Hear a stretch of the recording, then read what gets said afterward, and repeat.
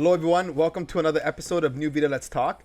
Today we have the owner of Kyle's Fried Chicken and Barbecue and also Salt and Swine. So for those who don't really know you, Kyle, I guess you want to give a slow introduction maybe of who you are and your background. Yeah, for sure. Well, I'm 35 now, which nobody believes. I grew up in Sault Ste. Marie, pretty much like Northern Ontario all my life until 21, and I moved to Toronto. Went to George Brown, went to chef school, just decided like I'm going to kill myself going into work, and worked like 7 to 2 every day in a deli shop and then in a meat shop after that. But during the night, I'd basically go in the kitchen and, punish myself until 2 o'clock in the morning and then wake up at 5 and go to work for the next day. So Sounds like I don't know. Sounds like a torture, I guess, right? So like, what made you want to like fall in love with that industry? Like at least like culinary. it's the camaraderie, it's the feeling of family and a team, and like when you're in your zone, you're in your element, you're just like there's nothing else that can stop you. You're just completely unstoppable as a team, like you can face so much failure and yet still like just push through everything, and by the end of the night you're amazed at like what you did. That's awesome. Was there a defining moment in any place you worked as like a young chef, or that kind of you told yourself like this is where I want to continue for sure, or like that almost made you back out of it? You know what, I've had more failure than success when it comes to like going into restaurants, and I worked for a lot of like big names right coming out of school, and literally like had my ass kicked more than anything else in the world. But I think it was like humility. It taught me humility. I was turning into like a raging asshole when I was in my 20s. And, just like a meteoric rise, and then all of a sudden somebody just like brings you right back to earth, and you're like, oh, okay, maybe I shouldn't be such an a-hole. Yeah, and a meteoric rise, like in the sense of like in the restaurant industry, like were you like starting off as like, because like I used to work at Earl's and I started as a dishwasher, and then you go to like salads, and then you go into appetizers, then you slowly get your way up. Yeah. How was that like process for you? Well, it's weird because I've always had like, despite being mostly an introvert, I've actually been really good at networking. So like I leveraged all my networks and I got into a really good place right off the bat, and I was like, okay, cool, I'm working for like one of the best chefs in Canada. And like, I don't know, it's such a weird thing to think about. Like I don't even know how to talk about it, but it's basically like, yeah, just had so many great stepping stones, and then all of a sudden I was just like, okay, I'm being a total Yeah. a-hole, and I And, need to like what made step you back. realize you needed to network though? Like, you know what I mean? Because I feel like that's like something that's common across like all like business, all industries. Oh, for sure. You know what I mean? I started catering basically right out of school. I had a lot of friends who were getting married, who had like little parties, and basically a lot of rich friends because of where I worked in Toronto. And basically that ended up being, like me networking to get catering gigs and to try and pay like my tuition and stuff. Yeah. And, I didn't have any student loans when I graduated, which was great because I did it in night school and I was working like 7 to 2 in the morning. But at the end of it, I was like, oh, I make like no money, so I have to cater. So I kind of had to put myself out there. Yeah. Kind of had to figure out like I can put on a persona and kind of push myself to like get out there and talk to people. Was that uncomfortable? Oh, incredibly. uh, Toronto really pushed me out of my cage though, because I really didn't know how to talk to people. I didn't know how to network with people. But I mean, I can, say that you came into my restaurant and I was literally like, hey, check this out. We're Yeah. doing this. I'm great at talking to people about what I'm passionate about, and as long as I can kind of like get that initial introduction or get that initial like couple words in, I'm fine after that. So did you find like talking was your main way of networking? Because now especially we have social media. We have people who used to do the telephone where they'd spam call you, right? Now you'll get text. Even now going back to social media, it's advertisement. So was talking your main point at that point? Talking and social media, actually. I was really invested in Instagram right when it came out. Even Facebook and stuff. Like I got some great gigs just going from Facebook before Facebook was so big. Even just like Instagram, the guy I worked for, I ended up reaching out to him after I met him at a party and was like, hey, are you looking for people? Like I can come in and stage and just work for free and get my foot in the door. And literally, like I said, one of the top chefs in Canada, and I just walked into his kitchen one day basically. That's sweet. And So did you know like in high school that you were gonna be a chef? Like, did you know that this was like was it from a young age? I had an inkling, but like everybody tells you, don't get into culinary. It's Yeah. shit. The pay is shit. It was like I pushed myself out of it for so long. I actually didn't. It was actually 23 when I moved to Toronto, and that's when I went to culinary school. So, from 18 to 23, I was just kind of kicking around the ball trying to figure out what I wanted to do. And yeah, I think everybody just told me, don't do it, don't do it, don't do it. And at some point I started to listen, and then eventually I was like, screw everybody else. I'm not happy. So That's important. That's huge. So I see your focus is on like fried chicken and barbecue and like the charcuterie type style meats, or like whatever else comes with it. Why did you choose that? at the time, it wasn't as popular as it was now, especially charcuterie. There's like so much like mythos and like complete bullshit on the internet about it. There's like this mystique to it, and you're like, okay, cool. It's great you mystified this, but it's like, how do I actually do this? How can I produce this? How can I make it? But I already had like kind of a starting in my upbringing because I was around Italian people all the time. So I kind of, everybody was doing the same recipes that were handed down to them from like eons and eons, but nobody was making anything new or cool. So it was kind of like, okay, how do we improve this? How do we change it? That kind of thing. Yeah, and then I guess you added your little spice to it, Oh, yeah. right? I've done like jerk takes on salami and like Wow. just weird kind of playing with flavor combinations. So what made you, I guess, branch out to do your own thing, like be an entrepreneur? Like, was that always like a businessman? Was that always brewing inside of you as well, or? Yeah, I think that was something from like my childhood. I Yeah. was always trying to hustle, always trying to make money. I grew up kind of like lower middle class, a little bit like on the poorer side, and I always wanted like, nicer things, and basically I just never could afford it. So I'd always have to like, hey, I'll have a lemonade stand. I'll like, Yeah. I just kind of progressed from there. Yeah. It's always been like, even in my early teens, I was trying to get a business off the ground. So And I guess explain like that transition from like being an employee to like owning your own business. Like a lot of people, I feel like they find that that's like oh, it's easy, like you own your own business, you're the business owner, but like I'm sure you found it completely opposite. it's easy to get into business. It's not easy to stay in business because you never understand how much you have to work. Like, it even drives my girlfriend nuts. Like, literally, I'm on 24/7, 7 days a week. Even on my days off, she's like, you answer your phone more on your days off than you do on your days on. And I'm like, yeah, well, I got to get stuff done while I'm on my days off. Like I have to proof labels, and I have to send out like, emails to all these caterers, and you're just always on. So I think that's the thing people don't realize when you go into business is like, you don't have a day off. Even your day off is not your day off at all. How do you balance that with like relationships and family? It's hard. My businesses have ruined relationships that I've had, and my family hates me in a sense because I can never attend anything. I can't promise anything, and my family's far away, so at least that's good because I can use that as an excuse. Yeah. But literally, like birthdays, I go to birthday parties if they're on a Sunday, but that's pretty much like, other than that, my family comes to see me. I might get to see them twice a year, 3 times a year, like actually visiting them. So it's difficult. It's really rough, but a lot of the times you can make it work. And as you progress and as you get more successful, sometimes it's not like you're getting less busy, but you're kind of focusing on different things at that point. So Yeah. You're actually focusing on like, I guess, stuff that's actually moving the business forward and like what's actually moving the needle forward, right? yeah, and like focusing on like sustainability in your business. Like, you can't sustain an 80-hour work week no matter how hard you try. Yeah. I've tried. I've burnt out like 6 times. So the thing is, like, it's not even work-life balance. It's when you need to take a break. You have to learn to take a break. You have to take a break and like, it's like looking at Legos, right? Yeah. If you're looking at a pile of Legos, you're looking for one piece. Sometimes you need to take that like 5-minute sit down somewhere else, and you'll come back to it and it'll be right in front of your eyes because you're so focused on the problem, you're not looking at the solution. How do you find it? Like, are you just solo doing most of this work by yourself at the moment, or is there a team behind this whole like project? It's a little bit of both because I take on a lot, but I have a lot of friends who pitch in, and it's just like people have come together as a community to support me, and I really appreciate that. I got my buddy Kadar, Aaron, Jay, and Heather. They come out every once in a while. They're like, just tell me what day a week you want me to come here, and we'll like sit there making breading all day, or It's awesome. it's just people really come together for you, especially if they believe in your product and your mission and like where you want to be. And are these people, I guess, like that you knew when you came to London, or people that you started to like know in the community once you started making this? All community. Actually, a lot of them are from Forked River. A lot of people just like, Sweet. hey, I used to work here. Do you need hands for a day? And I'm like, sure.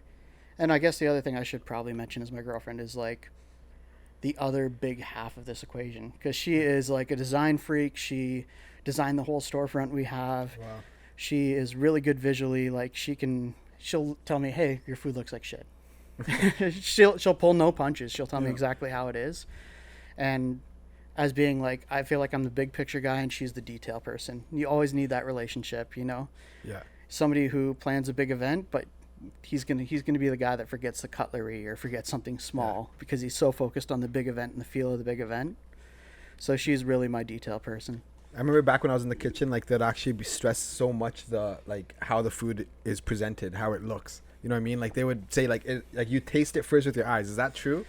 To some degree, yeah. I think it's weird because like I'm not doing fine dining or anything anymore, Yeah. which is great to me because I find it boring. Yeah. I think it's cool. I think like doing all the avant-garde stuff is like really cool and breakthrough and cutting, but I feel like when you sit down to a good meal, you want something that looks homey, and homey isn't necessarily like you get out your plating tweezers and you adjust some micro chevrolet or some stuff, but like homey is just, it has to look inviting. And I think inviting to me is barbecue. 100%. Yeah, I can agree with it because like even think of like the old times when you're younger. How do like your whole family come together? It's usually on a Exactly. barbecue and Yeah. you're like cooking all these different Oh, types of you're gonna be meats and hungry whatever, now. right? So it's like I can kind of 100% agree with that, right? Because it's like even just like roasting the meat over the fire, it's like it's something so unique that like we've figured out years before, right? So What's your favorite meat to work with, or what's your favorite meal to cook? Oh, now you're asking me a hard one. So, like in my off days when I actually have time, I love like just general Asian food. My friend actually owns a Thai restaurant in St. Thomas, and he comes and drops off food to me every once in a while, Oh, which is nice. really nice. And it'll be like authentic home style Thai versus like even just the restaurant stuff they put out. But if I'm like cooking for myself, you know, I like something braised like a short rib, or like I would take even a braised like chuck roast, porchetta. Something simple, homey, that's like it'll stand up to even like the next day when I'm hungover as hell and I throw it in the air fryer and just let it go. What do you think about steak that's well done? Do I have to answer that? No, I mean, everybody's got their preference. Honestly, I like a ribeye medium. But that's like the butcher in me, right? So I Yeah. want that fat a little bit more rendered, but you give me a tenderloin, you give me a strip loin, I want it blue rare. I want it screaming. Blue rare, eh? See, I'm a mid rare guy, but blue rare, like I'm about it. Like The leaner the meat, man, Really? the less you need to cook it, right? Because, like, honestly, ribeye, it's that fat chunk, right? And a lot of places, like, they want to give you a specific cut of ribeye, and it's got the big fat chunk, and if it's rendered perfectly at medium, man, I could chew on that all day. Like, yeah. Is there any myths that you've kind of like come across with barbecuing like that? Like you've heard it on YouTube. It's like do it this way, or this is the best way. Like, is there any ones you figured out and you can actually like bust right now? oh, there's so much gatekeeping. Like, literally, I would love to cook on like an offset smoker and like, you know, just be up all night piling wood into it. But for me, that's not practical. And in Canada, you're going to pay somebody $16 an hour to babysit a fire overnight. Like, and it's a skilled job, so probably closer to 18 to 20 to sit there all night just looking at a fire. I have a pellet smoker. It's a competition grade pellet smoker, and we use the best pellets, but it's a pellet smoker, and there's a lot of gatekeeping with that. They all want you to use an offset. They all want you to use, you know, post oak, and like, it's just crazy. There's so much hate in the community, and it's amazing because literally half the time you don't have time to sit there all night. Like, I do 20 other things in a day when I got the smoker running. So, but yeah, there's just so many myths. And like, you've tasted my barbecue. You Yeah, probably it's have amazing. tasted other barbecue. Yeah. And it comes down to skill level, in my opinion, because these guys who are gatekeeping, it's their idea is the skill is stoking that fire and keeping that. My skill is making sure that meat is the same that it's going to come out of that offset. And I have a whole bunch of tips and tricks and little things that I do along the way to make sure that I get to that level of perfection. And even like serving it and holding it hot, we have different ways of doing it. And I think just that skill set, people don't appreciate it because they're all like, well, you need to have the skill of building the firebox the way it should be and all this stuff. And yeah, it's a weird community because there's a lot of like just uppity, hate-centered people that are just like, oh, well, you need to do it my way. Yeah. what would you say is your top 3 pieces of advice for someone who wants to cook like a steak on a barbecue? Ditch the barbecue, get a brisket, get about 10 to 12 hours, and There we go. throw it on your smoker. There we go. Can't go wrong with that. But a steak, honestly, salt right beforehand, if you want pepper, do pepper, but I would wait for the pepper because you're going to burn the pepper 95% of the time. You can do, if you got a really nice thick one, do a reverse sear. Takes a little bit longer. You're going to get What a do you mean by perfect cook. reverse sear?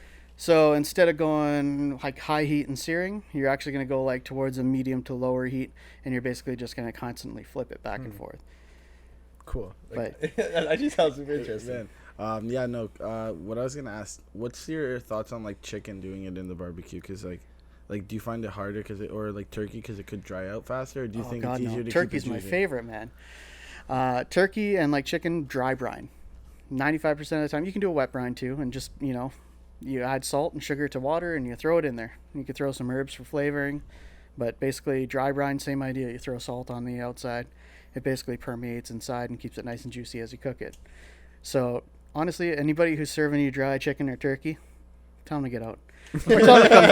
Or tell them to come see me. Yeah, that's perfect. I had it's kind of segues into what I was gonna say. So you saying someone come see me, would you ever take all these like, I guess your knowledge, these tips and all this, and kind of compress it into like a book or even like a YouTube channel or something like that to get it out to people? Or Yeah, I've thought about it. I mean, that's the problem though. The gatekeeping is so hard in the community. So I think if I were to do anything, I've actually started a cookbook 2 or 3 years ago, and it was based upon like my whole food journey. So it was like doing a lot of Spanish food, doing a lot of like octopus, like sous vide, and then basically just char grilling it. Yeah. Romesco sauce, and just like the whole cookbook, the whole idea was to present it in a way that it's technique driven. So then instead of learning a recipe, you're learning how to cook something. Okay. So you can take that cooking skill and apply it to something else. Yeah, where it's kind of like a journey, as you're saying. Yeah. Right? Your journey applies into like your cooking. Okay, that's kind of cool. So do you know a lot of, like how to cook in a bunch of different traditions and stuff? Or so I was taught French in school. I've learned a lot of Italian. I've done pasta. I've done pretty much everything Italian. The charcuterie. So my fiance's Italian, so I love Italian. I've learned some like traditional Turkish stuff. I've learned a little bit of everything. It's just kind of like piecemeal, but it's so funny because I see like a generation of chefs ago making things that they were calling Japanese or making things that they're calling Chinese, and it was like, it's just basically Pan Asian cuisine where it's just kind of a mishmash of whatever. But you still see it on menus to this day where it's like pork stir fry. Doesn't have any descriptors. It's just like this dish that they've come up with that they lump into Chinese food, but it's really not at all. Yeah.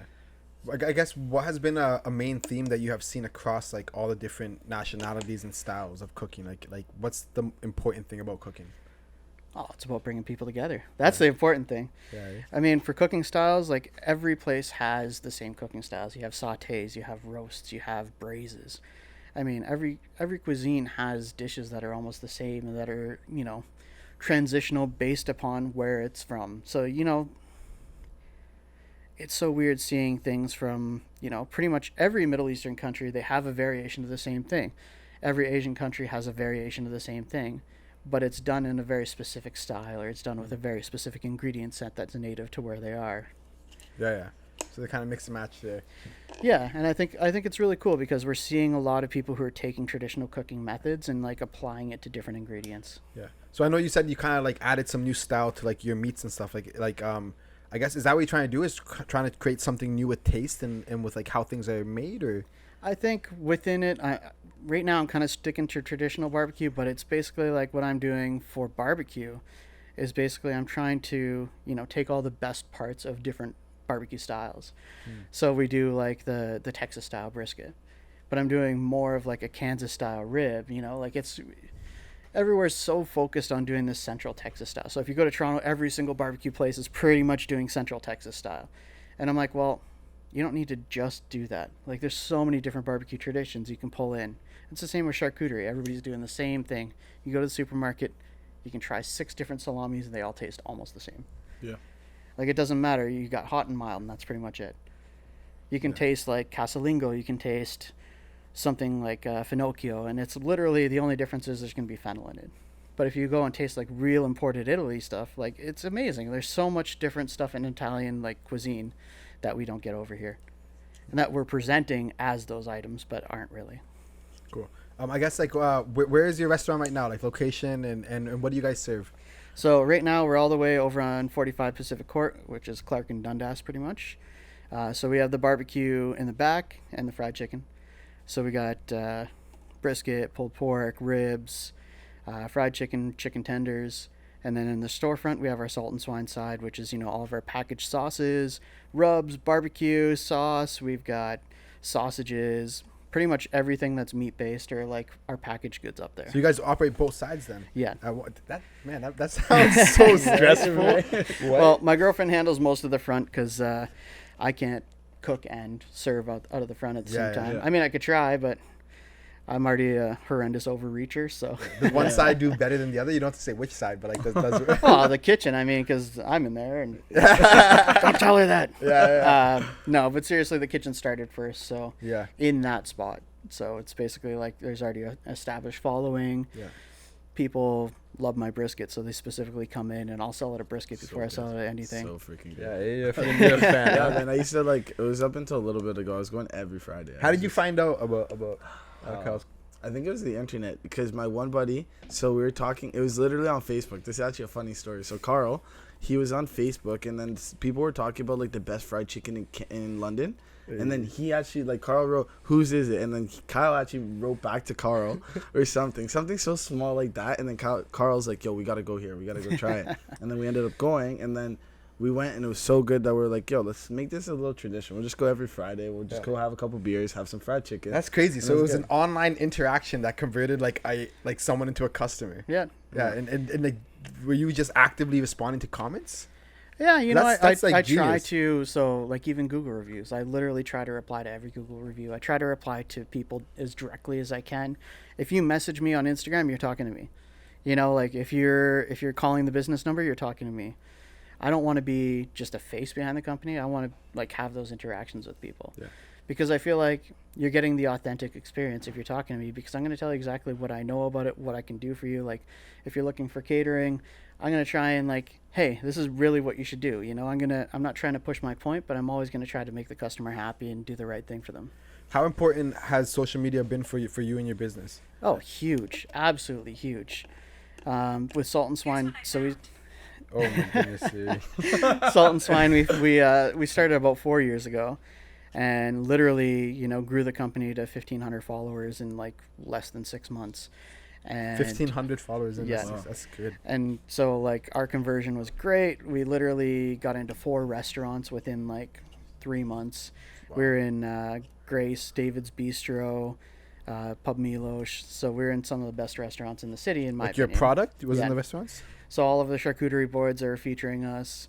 They were featuring us for like little events they did. It was great. So it was huge. So how do you like kind of keep a track of like how you're growing and like are you expanding more to more people right now, or are you kind of like going like I guess by stages, right? So like let's cover 10 people, let's get in every store, have everyone happy, and then go to the next ranking, or like how do you kind of operate on that? I was going that route when we first started with the Salt and Swine stuff, but then I figured, you know what? I want to do direct to customer. I want to have that interaction. I want to have, my girlfriend talking to people about the product, or me talking to people about the product, because I feel like when you bring it into another place, sometimes it gets lost in translation what you're actually trying to achieve or what you're trying to like showcase. So Instagram metrics, like looking at the insights, looking at Google Analytics. I have, I went to school for computer programming at first. Like that was like one of the tire kicker programs that I did. Yeah. I can program in C++ and JavaScript and some stuff. That's but amazing. That's sweet. I never use it anymore. That's but, cool though, man. It's a good hidden talent to have. Yeah, that's what for the sure, heck? right? That's so sick. So like that's great because I can actually like, I have a little bit more of on the IT side. I can kind of look at data and kind of process it a little bit differently. But I feel like you ever explore that avenue again, or? I mean, I do it here and there with like web development and stuff when I'm trying to like build a website, but very rarely. Yeah. It's just something that it still interests me, but I can't sit behind a keyboard for 8 hours a day. Yeah. I have to be hands-on. That's kind of why I went the path that I did. Where do you see your business, I guess, in the next like 5 years? I know it's a cliche question, but like, you do feel like expanding, like franchising eventually? Well, I think if you can't answer that question, you're not doing something right, because you have to plan for the future. I'm going to stay exactly where I am. I'm going to be in Fork River. I'm going to be serving food. And my thing is like the natural organic growth. I don't want to get too big to the point of where I have to make sacrifices in quality. I don't want to have to make sacrifices in service. I don't want to have to, push out a product I'm not going to be proud of. And I think like small measurable gains where, if I get a food truck next year and we're at events. So all summer we That'd did be sick. events. Yeah. Right? We did Beer Fest. We did, I think we did about 4 or 5 events last year. And we had to cancel because we just didn't have the capacity to do it. Yeah. So they've all been really successful then, right? Oh, yeah. We took in a lot last summer, especially learning-wise, because some of these events were the first time people have actually done them.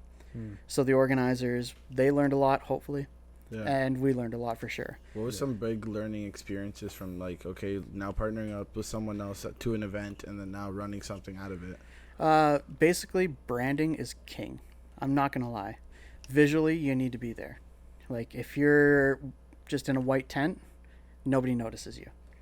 You'll get half the business. So we spent a lot of money. We got a branded tent with a back wall and everything. I haven't even used it yet, but hopefully for next season, it's going to be amazing. It'll attract way more people. But visibility is so huge. Like, you need banners. You need something to draw the eye, because other food trucks that were there, we were just in a tent. We had no branding other than like a giant billboard in front of us, which nobody can see because they're walking in front of it. Yeah, no one's actually looking down sometimes, right? Exactly. Okay. So like, branding and visibility are huge. Are you the one making like having those conversations with these events and having these conversations with the restaurants? Like, are you front of the line, like making these deals happen, or? For the most part, I mean, I try and take a back seat sometimes. Jen's actually going to be taking over a lot of the event stuff. I just have too much on my plate. Of course, I can't even imagine. But yeah, I mean, most of the time, even after the event, I like to do like a debrief with the event host or whoever's actually collabing with the event. Like, are you just shooting emails after these events and like, can you have us on, or how does that relationship start? I I'm have- sure a lot of people wonder. Yeah, I have a lot of personal relationships that I've developed through networking, but That's I've also, definitely I get a lot of email requests. I get a lot of like even Facebook and Instagram messages where it's like, hey, we're doing Rotary Fest this weekend. Do you want to come out? But a lot of it is like they tell me 4 days in advance, and like, There's not enough time to Yeah, prep it's- at all, right? not enough time to prep. Even just like thinking about it, like I'm already probably booked. Yeah. 95% of the time, those last minute things. If it was on a Monday, Tuesday, or Wednesday, maybe, but everybody wants a weekend day, and everybody's just, okay, can you do this? No. So it's so simple to say no, because at that point you're like, oh, I don't have an extra 25 hours to prep. I don't have any staff. I don't have, XYZ. Yeah. Yeah, and I guess like time is your biggest asset, right? In this world, so it's like you got to be very meticulous with like who's taking up that time. Well, and even your own sleep. I'm going to say that because the grand opening, I didn't sleep for almost 2 days. No way. What's that like? When you go home after that, you sleep like you've never slept before. Yeah. But pushing that hard, and you got to watch it, especially like getting older, being 35. Like, I'm not 22 anymore. I can't not sleep for 2 days. Sure. Otherwise, I start to get a little sloppy by the end of it. And it feels like you're getting drunk. It feels Yeah. like you're getting hammered. And literally, if you haven't slept for even a day, I don't suggest drinking. Like, Yeah, if you don't mind, like take us through that process. Like, what do you do in those 2 days when you're about to do a grand opening for a restaurant? well, Like so through stages, maybe. yeah, I mean, it varies per place. I've done a lot of opening and closing places, but I mean, usually in those days, like especially the last couple days, you want to test everything. You want to make sure all your equipment's working. You want to make sure all your staff knows exactly what's going on. You want even kind of what I call escape plan. So you want just a way out of every situation. You want to kind of think and break down every situation. You want to kind of make a flow chart of how the day is going to go, even if it goes to shit, how you're going to manage that, how you're going to manage the staff, how you're going to manage your own feelings. Like, it's crazy the amount of stuff that happens in those kind of like the last 2 days before something opens. But I think thinking on your feet is a great ability. Like, if you can put everything aside and just kind of push your emotions to the side and just say, how can I change this? How can I make it better? How can I fix it? It's such an amazing skill to have. I had a question. So especially with like when you probably first started Kyle's Fried Chicken and Barbecue, how have you seen the prices change, right? Especially with like now, yeah. Like I honestly really have this question because like I guess for me it's just a standpoint of like I've seen it from like I guess our end as like what would it be? Consumer. Thank you. And then you as like a person who's actually providing it. How is that? It's crazy. I'm sure it's bankrupted a lot of restaurants. Literally canola oil. So we used to buy 16-liter jibs, and they were between $16.99 and $18.99. they're $56 No right now. way. 56. Wait, what? From Yeah. $16 to 56? Yeah, it's insane. Canola oil. Flour. So, like, We used to three and a be able to half buy times, 20 yeah. kilo bags for like $14 to $18. They're 24 to 26 right now. No way. And it's something simple like flour. Like you go through a ton of that in a week. It's crazy. Like Like everything is your gone up. suppliers are just having that awkward email, like everything's going up. Well, even the worst part is it's not even the upcharging or anything like that. It's literally shortages too. I don't know how many times I got shorted chicken during the week. And I'm like, well, how am I going to make it through the week? Yeah. You know, That and must then, be scary. yeah, it's like literally I put so many miles on my car having to go pick up stuff or go direct to suppliers and it's just like more time, more money, more gas being insane as it was. Yeah. Like Yeah. it's crazy. And I can understand why a lot of people just said, screw this, I'm out. Yeah. And do you see the trend like correcting at all, or is it still kind of tough times out there? Or? Things have slowed at least, so the prices haven't really gone up too much in the last little bit, but certain things like the flour has been the last few months where it's kind of slowly creeping up again. And I think like the whole situation with Ukraine right now, Ukraine and Russia, literally has pushed certain items up even further. So it's just What items in specific? the flour, the canola, Canola. they kind of all have either leveled out or kind of just stay going up little increments at a time. And I think it's just like we could be buying in bulk with other restaurants and stuff like that. I think we can kind of get like a small business coalition going together to do group buys and, you know, make our money go a little bit further. Yeah. But it's so hard to get people on board with that because every single restaurant at this point has been screwed by somebody. That's true. So it's probably hard to like actually want to trust someone at that Exactly. point, right? No, I'm obviously like COVID screwed so many restaurants, Yeah. bro. Like stupidness. Like we weren't even able to like eat anywhere. No, literally. Well, I think that's the crazy part too. If like you want to be someone who starts off again, right? It's like you worry about that happening again and then facing that same problem you had during that time, right? Yeah. It's weird because like I feel like for a lot of people that say COVID has been good to them, they're kind of lying. But at the same point, COVID has also been good to me in a certain sense where I've had to reevaluate because before COVID I wasn't doing this full time. But it really forced me into like, okay, I do want to be my own boss. I do want to push harder. I do want to, you know, see where this goes. And at the same time, it's also, you know, it's shown that the restaurant industry is so fragile and so vulnerable, and it's taking advantage of staff members like constantly. You see left, right, and center, everybody's looking for chefs, looking for cooks, but nobody still wants to pay anything decent. So Yeah. I think it's exposed like the weakness of the food industry. And you started right before COVID? So we started Salt and Swine 2018, Yeah. Yes. So and Kyle's Fried Chicken was kind of in the middle of COVID. Yeah. So we were already doing chicken pop-ups under Salt and Swine, but we really decided we need to separate the brands to make it like its own identity. So it started off as a joke, and it was just like the acronym was the same. So as another KFC, popular right? joint. Yeah. So, I love it. and I was joking like, hey, you know what? If I get a cease and desist, I'll frame that and I'll put it on my wall. That's sick. That's a sick move. I mean, if I still get it, I'm still going to do it. So Yeah. That's hilarious. But yeah. I was gonna say like COVID, I feel like made us all kind of like think twice about how we're going about our lives. You know what I mean? Because it really had put everything into a pause. I guess like how do you deal with your mental health? You know what I mean? Like especially dealing with a business and a couple businesses, it seems like, and like relationships and stuff like that. Like how do you balance that? Like with your mental health? on the mental health side, I mean, anxiety is huge. I am an anxious person. I'm one of these people that it's either I get it done or I procrastinate for like 6.5 years to get it done. Yeah. Like there's no in between. So, I mean, with my mental health, when I start getting things done, I feel so much better because it's like if I can get one thing done, and I think that's the biggest thing for anybody who procrastinates. If you can get one thing done, you'll feel so much better. And you'll be like, I can get 10 things done, because getting even like, it's like starting a task and going through your task list and you find the easiest thing and you just do it. Yeah. Because then you just feel so much better about it.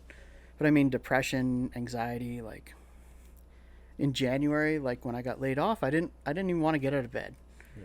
I literally like moped around for almost a full month, and it was horrible. It was absolutely horrible. But I think like once you push yourself and you get one thing that seems so significant done, you're just like, okay, I can do this. I can get back to this. I can, you know, And taking time for yourself. You got to take time for yourself. No matter how much you work these 80-hour weeks, you literally have to take a half day to yourself and just do something for yourself. It's as simple as like going to get a pedicure because you're on your feet all day. Yeah. And trust me, get a pedicure. If you're on your feet all day, your feet are gross. Yeah. Love that. But yeah, simple self-care things like you can, you know, go home and have a beer and just watch something that is so like non-mentally stimulating. Yeah. You can go and watch like Family Guy or Bob's Burgers and like Oh, just yeah. something that you don't even need to watch it. Like your brain is just kind of skimming through it. That's huge though, because I actually was listening to a podcast today, funny enough, and it was talking about the fact that like I guess like that like procrastination could be a good thing as well, because it's kind of like your body telling you need to work on something, right? Yeah. And like that small little thing, like if you have 10 things on your mind and you accomplish one thing, at least one thing in that day, like you're releasing dopamine in your body, and like your body craves that feeling of accomplishing at least one thing, that if you make that like a micro thing every single day, like you'll get used to like finding satisfaction off like completing your checklist, let's say. Yeah. You know what I mean? Oh, for sure. So exactly what you said to a T, like that's super interesting. Yeah, it's like building good habits, right? Like Yeah. you start a new job, you walk in and say something like baking at Tim Hortons. Yeah. And it could be like so dumbed down, but you're like, okay, well, if I can build this into a list and I can like make my day easier and I can accomplish one thing and then you accomplish 10 things and you accomplish 20, it's just a rolling effect, right? You build that habit in where you're just like, if I accomplish one thing, I can do more. Yeah. So it's just like building good habits, building good, like it's a mental health practice, right? Like literally chefs survive in checklists. My brain operates in a checklist. I have Google Keep on my phone and literally every single thing is a checklist. Yeah. So it's just like you sit there, and sometimes like if I have an off hour at work, I'll literally sit there with a clipboard and make a list. Yeah. And it's just such a mentally stimulating habit that like if I can do one of those things, I'm probably going to get the rest done today, maybe tomorrow. Was there a time in your life when you kind of was like, okay, I need to focus on personal growth? Because like for me, like I could relate that to as simple as like the January that just passed. You know what I mean? Like I can literally like that day I was like, hey, like fuck it, enough is enough. You know what I mean? Like Yeah. for me personally, like was there a time when you were like, okay, I need to focus on like self growth? Like, and can you point to a time or? Yeah, it was probably actually in January for me too. I really get down on myself in the winter months. I'm super pasty white if I don't get the sun. So, you know, it just, all of my life I've worked for people, and it just like kind of hit me that I was so tired of working for other people and having to rely on their decisions and how they affect me, that it just like, I woke up one day and I was like, I need to take charge of my life, and I need to do this for me, because it's like my personal growth is my business growth in a sense, because I am my business. I think when you go to other businesses, you don't see the owner, or you don't talk to the owner. I will literally come out to your table and I'll check on you and I'll be like, hey, how you doing? Is there anything I can improve on? Did you like that? Because I think for me, my growth as a chef is also my growth as a person. Yeah, no, that's huge. Would you say you're content with like where you're at now and like how the growth is going? So coming from January where you made this decision, like I got to do this. What's your thought process now? I mean, I'm blown away by what has happened, but at the same point, I'm never happy, because I always want to grow. I always want to do more. I can kind of attest it to, so the owner of Forked River, Dave, he's also a great barbecue guy. And I got my brisket to a point where I was like, yeah, this is fucking amazing. Like, you need to try this. He tries it. He's like, yeah, it's awesome. I come in the next day, and then he comes in behind me and he's like, you're doing it different. Why are you doing it different? I'm like, because I can always make it better. It's that mentality that you always want to build on what you already have, right? Like, yeah. I just constantly want to build, and I constantly want to get better. And I think you can only do that by experimenting and changing and just always playing with things. And I feel like that's when you kind of know you found your passion or your love for something, is when you're consistently trying to perfect that passion or love. Yeah. Right? Oh, 100%. Yeah. It's like finding where you think perfection is and then redrawing the line 5 minutes later, and you're like, yeah, well, if I can do this, I can do this even better. Yeah. I bet your girlfriend loves the fact that you can cook. Oh, God, no. She never sees me. It's a twist, man. Yeah. It's like you would think you get all the best meals. You don't get nothing, apparently. Yeah, everybody's like, oh, it must be great. Your boyfriend's a chef. And then it's like, yeah, except he never cooks for me because he's always cooking for other people at dinner time, lunchtime. Yeah. So, I mean, like, she does love it when I do cook. But at the same point, when she cooks and I get home, I'm like, I just want a good home cooked meal. So it's like I don't even. She thought of every girl I've ever dated has been like, he's gonna judge my cooking, and I'm like, I don't care. Yeah. Feed me something, I'm happy. Yeah. You know, just don't burn it. Yeah. That's actually kind of scary now that I think about it. Imagine the ladies having to cook something to a chef. Like, Yeah. it's kind of intimidating, right? It's like, It would be 100%, because like even if your lady was a chef and you have to cook for her, it's like it's not gonna be good. But like you gotta try your best. You gotta try your best. yeah. Do any of you guys have any questions in the back? I guess my question is, what's the secret to a perfect brisket?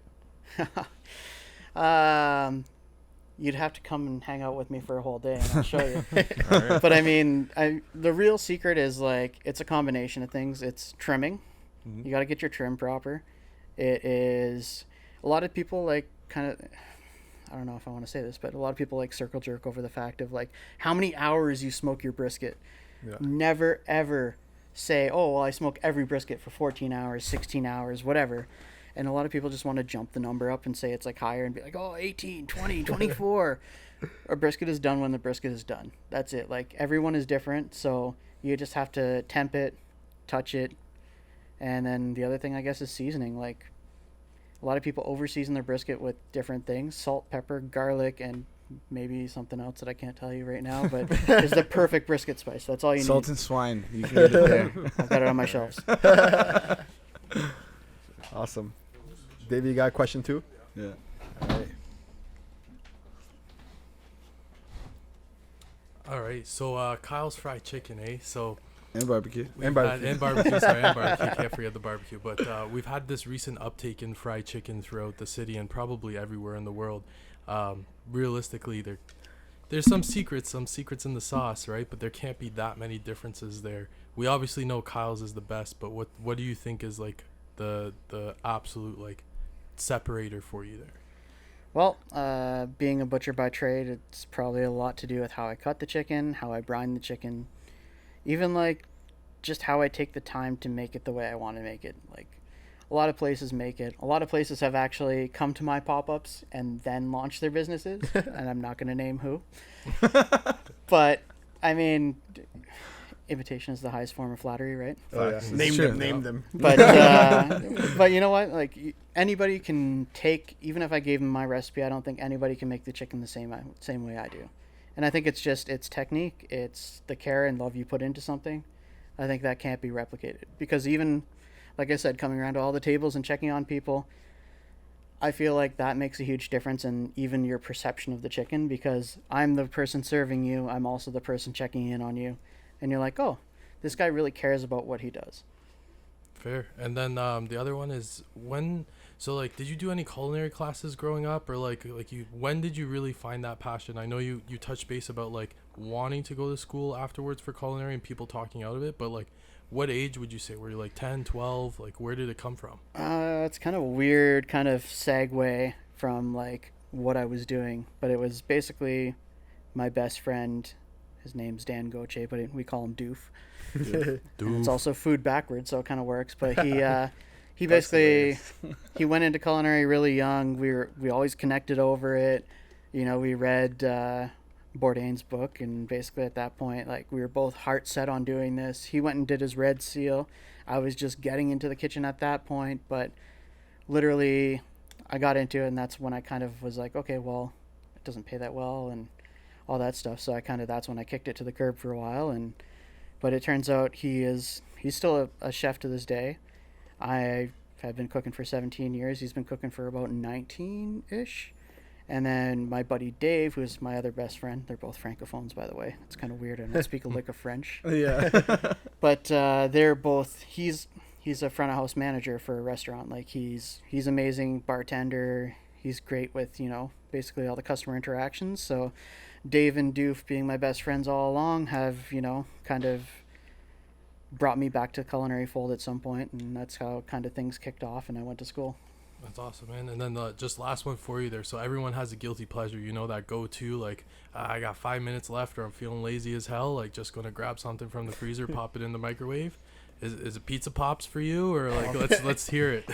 Instant ramen. Yeah, I'm with you on that one. Instant ramen. I'm a total nerd, and it's like for the longest time I was like a Japanophile. So like I loved Japanese food. Like every kind of instant ramen I pretty much tried, and you soup it up a little bit. You throw like a marinated egg in there. You throw some like pork belly you got laying around the fridge. I mean, not everybody's got pork belly laying around the fridge, but it's just one of those things. Like 2 or 3 o'clock in the morning, you're getting off shift, and all of a sudden you're like, oh, I got like Ichiban ramen, or I got like friggin' Nongshim tonkatsu in the cupboard, and I'm like, okay, this is happening. Like, let's whip it up.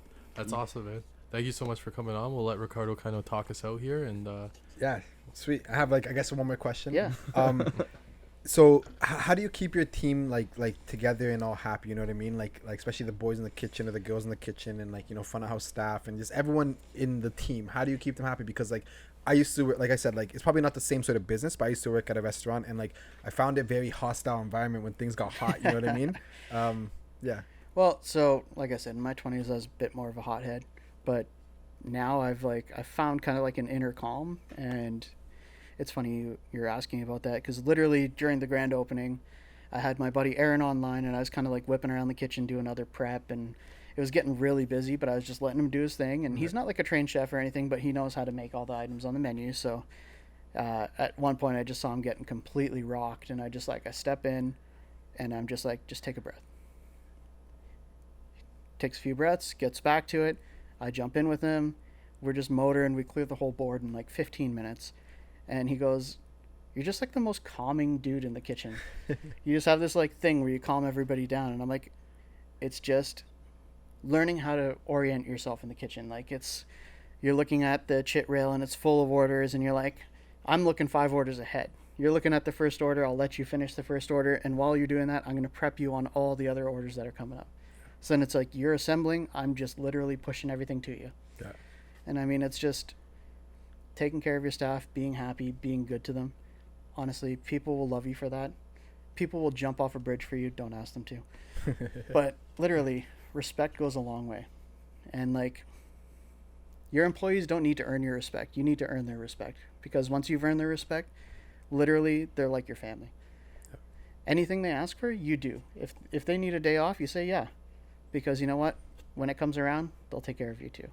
It's funny you mentioned that, because actually me and Ricardo had an experience this Sunday where we just went out for a couple drinks, and we were talking to this 81-year-old named Bruno. Oh yeah, Bruno. And he told us the exact same thing. A lot of it came down to because him and his brother had a business, and it was they would do whatever their employees needed just to keep them happy, and then as you said, they'd do anything for you. So I think there's a big correlation with however you treat them is how they're going to treat you. And exactly. Then if you'll do anything for them, they'll do anything for you, right? So yeah, and I think on that same note, like, my policy is if you screw me, I'm not going to get mad at you. I'm not going to try to get even with you. Nothing like that. I'm literally just going to drop you. Yeah. Because you know what? I don't need that kind of energy. I don't need, somebody not showing up to do something. I'm just going to say, okay, great, no problem. Yeah. And then I just, leave it there. That's it. Because as soon as you take that on, as soon as you like internalize all that emotion, you're basically just going to get angry at other people that are around you. You're not going to get angry at that person. You might be angry at that person, but you're going to take it out on other people. So my kind of advice in that situation is like, just stop yourself from doing anything, and just get back to what you're doing. Even if it ruined your entire day, it doesn't have to ruin somebody else's. Yeah. Remember, there's a bunch of hostile environments. Like, where the F is the veg? Where the F is this? Yo, I gave you like 10 veggies. Not my fault. You pushed it out only 8. But yeah. Anyways, I guess what are some last pieces of advice that you would give to our audience who wants to, I guess, start their own business or even pursue like culinary? Honestly, just do it. Just get out there. Try something. Literally, the guy who does Box Lunch Burger Co., Dan, he's a good buddy of mine. He literally just started doing pop-ups. He's not a trained chef. He has his food handlers. He learned a bunch of stuff on the fly. All it took was just some encouraging words, and like I said, hey man, I got your back. You want to try this out? If you want to get out there, find somebody who's already doing something. Find somebody who has done something in the same vein. Find somebody who has some kind of experience, and use them as a mentor. Why not? Because these people, if they're nice, they're going to give you valuable experience that you don't already have. But 95% of it is you pushing yourself to get out there. That other 5% is just the people who come along and help you. Because they'll happen. If you're a good person, things will come. Yeah, awesome. Yeah, I guess we can conclude it there, eh? Yeah, that's a good way to wrap it up. So yeah, thanks for everyone who tuned in all the way through, and make sure you like, comment, and subscribe, and we'll make sure to add all the URLs to follow your pages as well. There. Yeah, and just don't forget, if you're in London, go check out his spot. You have to. We'll make sure to have some stories of us eating there. Yeah. just to entice you guys. Yeah. But all right. Peace, guys. Take care.